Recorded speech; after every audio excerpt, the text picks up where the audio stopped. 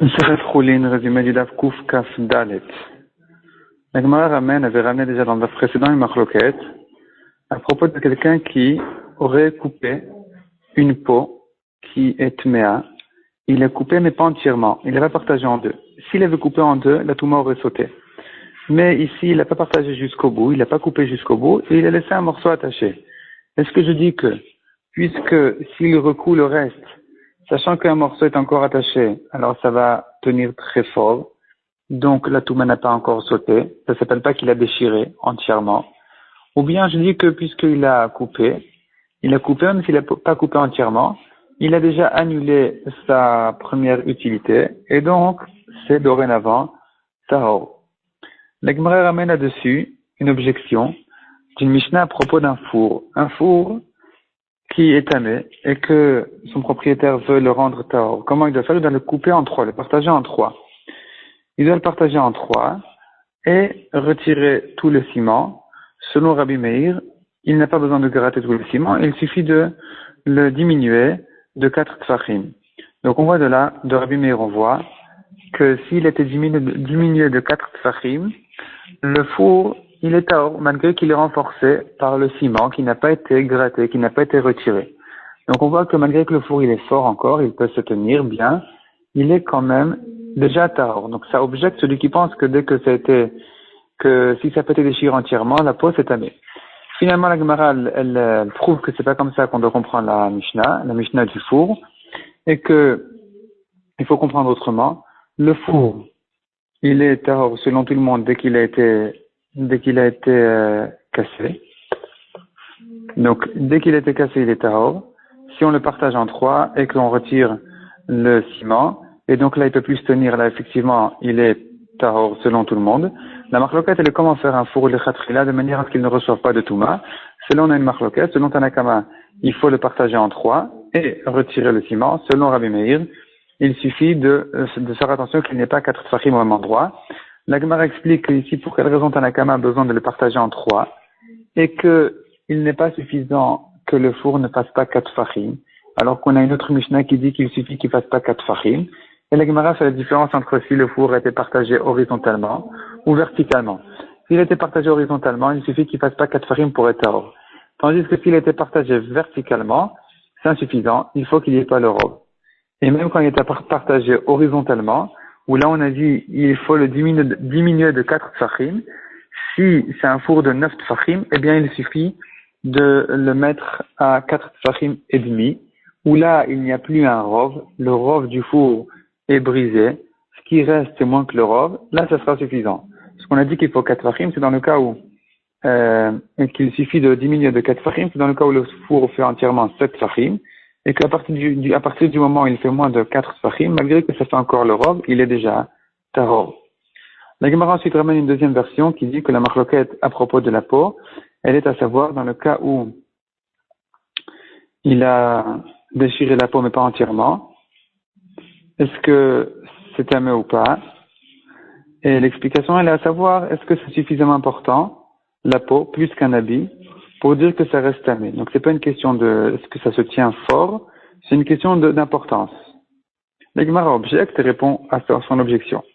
Ensuite on a une autre Mishnah. La Mishnah elle dit de la peau sur laquelle il y a un kazaït de chair, de cadavre, celui qui touche un fil de chair qui sort de là-bas, ou bien celui qui touche un poil de l'autre côté, il est tamé. S'il y avait sur la peau deux demi-kazaït, alors en les touchant, il n'est pas tamé, mais en portant la peau, il est tamé parce qu'il a porté un kazaït entier selon Rabbi Shmuel. Selon Rabbi Akiva, même en portant, il est tahor. Rabbi Akiva est d'accord. Par contre, dans le cas où il a rentré les deux demi-kazaït dans un cure-dent, un morceau de bois, où là, on peut associer les deux demi-kazaït pour dire qu'il a la quantité suffisante pour être tamé. Simplement, quand c'est collé à la peau, là, on dit que ça s'annule à la peau. Ensuite, la Gemara sur cette Mishnah, elle ramène les paroles de Rabbi Yochanan, qui dit que ce qu'on a vu dans le cas où il y a un kazaït entier sur la peau, celui qui touche, il est tamé, c'est que si ça avait été arraché, donc la chair sur la peau, par une bête sauvage qui a mordu ce cadavre en question. Donc avant qu'il soit cadavre, elle était mordue, et maintenant on a donc un morceau de chair, un morceau de chair qui fait un kazaït sur la peau, là c'est tamé. Mais si c'est un homme qui a dépecé la bête et qu'il a mal coupé, il a mal partagé la peau de la chair, et du côté de la peau il y a un kazaït qui est parti, un kazaït de chair qui est parti du côté de la peau, eh bien dans ce cas-là, la personne en dépeçant la bête de cette manière-là l'a déjà annulé. Même si c'est une grande quantité, même bien plus qu'un kazaït. Et la Gemara s'étonne, mais comment est-ce possible de dire une chose pareille s'il y a une grande quantité de chair, évidemment qu'il ne l'a pas annulé. La Gemara donne deux solutions. Soit il faut dire les paroles donc de Rabbi Yochanan sur la Sefa de la Mishnah dans laquelle il n'y avait pas un kazaït. C'est là où Rabbi Yochanan dit que si ça a été dépecé par un homme, eh bien ça s'annule automatiquement, et qu'il n'y aura pas de Touma, même en portant, même selon Rabbi Shmuel, même s'il y avait deux demi-kazaït comme ça. Soit, deuxième solution, c'est de dire effectivement ça s'apporte dans le cas où il y a un kazaït, et même plus qu'un kazaït, que quand c'est un homme qui l'a porté, qui l'a dépecé, eh bien on dit que ça s'annule.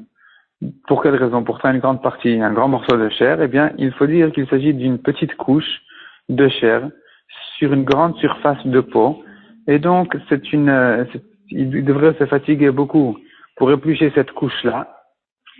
Et dans ce cas-là, effectivement, et on est d'accord qu'il annule à la peau. Il annule ce morceau de chair à la peau. Ensuite, on a une marloquette dans le cas où il a touché les deux demi-kazaït. Maintenant, s'il a touché de l'autre côté de la peau, évidemment, il est tahor.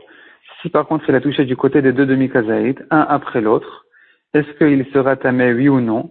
Selon Rabbi Shmuel qui dit qu'en portant il est tahor, la Gemara ramène là-dessus une marloquette. Une marloquette, à savoir, est-ce que yesh nogea vechoser venogea? Est-ce qu'on considère que il est possible de toucher, de retoucher? La Gemara compare ça à celui qui rentre deux demi-kazaït de mort dans une pièce. Est-ce que la pièce associe les deux morceaux et que donc la touma elle rentre lui dans la pièce, ou bien non? Ou bien on dit que en ma'ahil vechoser ou ma'ahil. Il y a pas cette notion là de faire une tente sur un demi-morceau de kazaït et encore un demi et que ça les associe, on dit pas ça. Donc c'est une marloquette anaïm et ça ressemble à la première marloquette amoraïm, à savoir est-ce que on peut toucher et retoucher pour devenir tamé selon Rabbi Shmuel. La Gemara ensuite pose une question. La Gemara se prolonge dans ce premier sujet. Une objection, et la Gemara répond. Ensuite, la Gemara pose une nouvelle question. Un os fermé, un os entier, fermé, bouché, dans lequel il y a de la moelle. Est-ce que celui qui le porte, il est tamé, oui ou non? La question se pose selon Rabbi Shmuel. Donc, selon Rabbi Akiva, on n'a pas de question, parce que Rabbi Akiva dit que pour être tamé en portant de la nevela, il faut qu'il puisse accéder à toucher. Donc ici, il ne peut pas accéder à la moelle. Donc, en portant, il est tahor. La question elle se pose selon Rabbi Shmuel. Rabbi Shmuel qui dit qu'il est 8 tamé en portant la peau, malgré que en touchant, il devrait la toucher en 2 fois, et que a priori, il peut pas devenir tamé immédiatement.